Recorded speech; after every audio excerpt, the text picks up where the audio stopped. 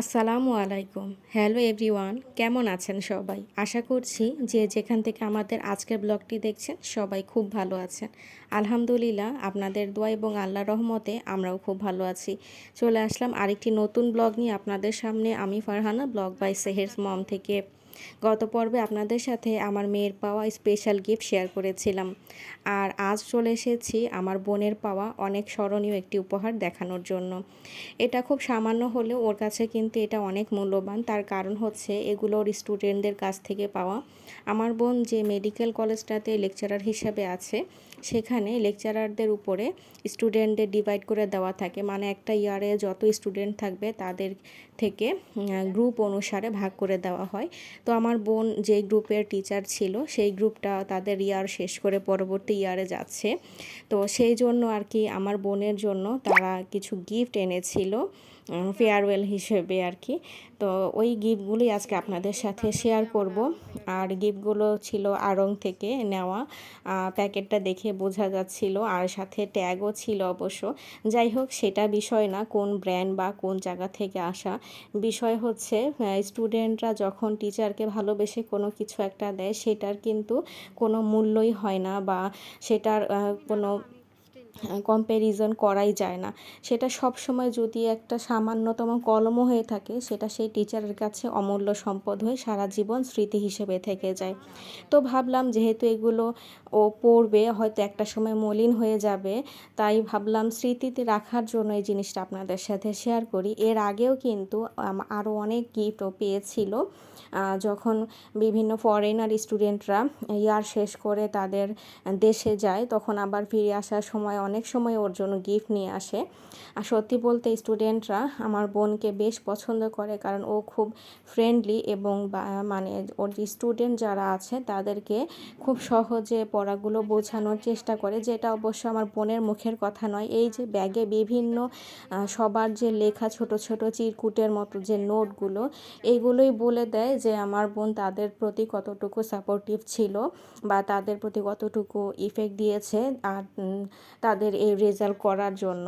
এবং এটাই যে প্রথম তাই নয়, এর আগেও যখন সে একটা তার ক্যারিয়ারের প্রথম দিকে একটা নার্সিং ইনস্টিটিউটে লেকচারার হিসেবে ছিল, সেই সময়টাও যখন সে বিদায় নিয়ে এই মেডিকেল কলেজে চলে আসে, সেই সময়ে নার্সিংয়ের স্টুডেন্টরা পুরো একটা ডায়েরি জুড়ে তাকে বিভিন্ন সুন্দর সুন্দর নোট লিখে দিয়েছিল, যেটা পড়ে আমার আব্বু অনেক বেশি খুশি হয়েছিল, এবং সে এখনও সেই ডায়েরিটা তার কাছে রেখে দিয়েছে। যখনই তার মানে কোনো আত্মীয় স্বজন তার কাছে আসে, আব্বু খুব গর্ব করে সেই ডায়েরিটা সবাইকে দেখান যে এটা আমার মেয়ের প্রাপ্তি, তাকে তার স্টুডেন্টরা এত ভালোবাসে। তো আমাদের কাছেও কিন্তু এটা খুব ভালো লাগে। ড্রেসটার সাথে দেখতে পাচ্ছেন খুব সুন্দর একটা ব্যাগও কিন্তু ছিল। ব্যাগটা এত সুন্দর একটা কালার, যে কোনো ড্রেস, শাড়ি, মানে যে কোনো আউটফিটের সাথে এই ব্যাগটা মানাবে। কালারটা এতই সুন্দর এবং তার সাথে ডিজাইনটাও খুবই সুন্দর। তো দুইটা গিফটই কিন্তু অনেক বেশি সুন্দর হয়েছে। আপনাদের কাছে কেমন লাগলো সেটাও জানাবেন। আর এর আগেও বিভিন্ন সময় আমার বোনের পাওয়া কিছু গিফট আছে, যেগুলো আমি এরকমভাবেই ভিডিও করে রেখে দেওয়ার চেষ্টা করেছি। তো ওগুলো অন্য একটা সময় না হয় দেখাবো। আজকে এই দুইটা গিফটই আপনাদের সাথে শেয়ার করলাম। আপনাদের কাছে এই উপহারটা কেমন লাগলো আমাদেরকে কমেন্ট করে জানাবেন। আর ওর স্টুডেন্টদের জন্য প্রাণ ভরে দোয়া করবেন সবাই, যেন সবাই যার যার অবস্থান থেকে সফল হতে পারে। আমার বোনের কতটুকু কৃতিত্ব আছে জানি না, তবে একজন স্টুডেন্টের কিন্তু তার টিচারের কাছ থেকে পাওয়া এই সাপোর্টগুলো অনেক বেশি কাজে লাগে তার পরবর্তী ক্যারিয়ারের জন্য। যাই হোক, আমার বোনের গিফটটা তো দেখিয়ে দিলাম। এখন আপনাদের সাথে শেয়ার করব আমার মেয়ের যে খেলনাটা আমি গত পর্বে দেখিয়েছিলাম। তো ওইটার মধ্যে অনেকগুলো অ্যাক্সেসরিজ ছিল সাথে, যেগুলো আমি ডিটেলস আপনাদেরকে দেখাতে ভুলে গিয়েছিলাম।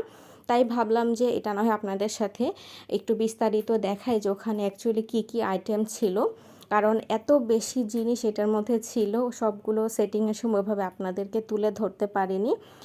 তো কয়েকজন জিজ্ঞেস করেছিলেন যে এই খেলনাটা খুব সুন্দর, তো এটা কীরকম কি কোথায় পাওয়া যায়। তো আরেকবার বলে দিচ্ছি, এটা কিন্তু আমার পেজ থেকেই দেওয়া। পেজের নাম হচ্ছে জোহাজ ড্রিমল্যান্ড, আর আপনারা সার্চ করলেই পেয়ে যাবেন। ইনশাআল্লাহ। আর আমার এই পেজের প্রোডাক্টগুলো হচ্ছে আমি ডিরেক্ট চায়না থেকে ইম্পোর্ট করে থাকি।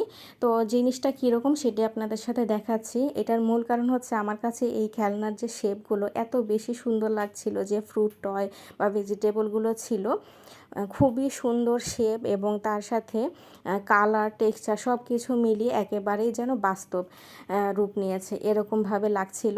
তাই ভাবলাম আপনাদেরকেও না হয় একটু দেখাই। সব থেকে সুন্দর লাগছিল এই ডিমটা, একদম আমাদের যে দেশি মুরগির ডিমের যে সাইজটা হয় একদম ঠিক ওরকম কালার টেক্সচার সব কিছু। তার সাথে কিন্তু আবার একটা ডিম পোসের হচ্ছে খেলনাও দেওয়া ছিল, মানে ডিমটাকে দিয়ে খেলে আবার যদি ওরা ডিম পোচ বানাতে চায় নাস্তা আইটেমের সাথে সেরকমভাবেও দেওয়া হয়েছে। কিছু সসের বোতল দেওয়া হয়েছে, তারপর লেমন জুস, অয়েল, এই ধরনের ছোট ছোট কন্টেইনারের মতো দেওয়া ছিল, সল্ট, মিল্ক, এগুলো আর কি। আর সব থেকে ভালো লেগেছে এই যে ফ্রুটগুলো, কমলার কোয়া, তারপর হচ্ছে এই যে কলা, এগুলো এত ছোট ছোট এবং টেক্সচারটা এত সুন্দর মনে হচ্ছিল যেন একেবারেই আসল। কাউকে বলে না দিলে হুট করে কমলার কোয়াটা দেখলে বুঝতেও পারবে না যেটা আসলে খেলনা। তারপর পিয়ার্স, দেন হচ্ছে আস্ত যে মালটা বা কমলার মতো, তারপর ছিল হচ্ছে আরও কিছু ভেজিটেবল এবং ফ্রুট, সব কিছু মিলিয়ে খেলনাটার টেক্সচার আমার কাছে মনে হয়েছে যে এত দাম দিয়ে আনাটা সার্থক হয়েছে। আর তার সাথে এই যে বিভিন্ন ধরনের স্পুন সেট ছিল এবং কিছু ফ্রাই প্যানও ছিল, দুইটা ডিজাইনের মধ্যে ফ্রাই প্যান। আর ফ্রাই প্যানগুলোতে কিন্তু ছিদ্র দেওয়া আছে। এটার কারণ হচ্ছে চুলার নিচে থেকে যে ধোঁয়াটা আসবে সেটা যেন উপরের দিক থেকে হাঁড়ির উপরে ধোঁয়াটা ওঠে, একটা রিয়েলিস্টিক পরিবেশ সৃষ্টি করে, সেই জন্য এই ছিদ্রটা রাখা হয়েছে।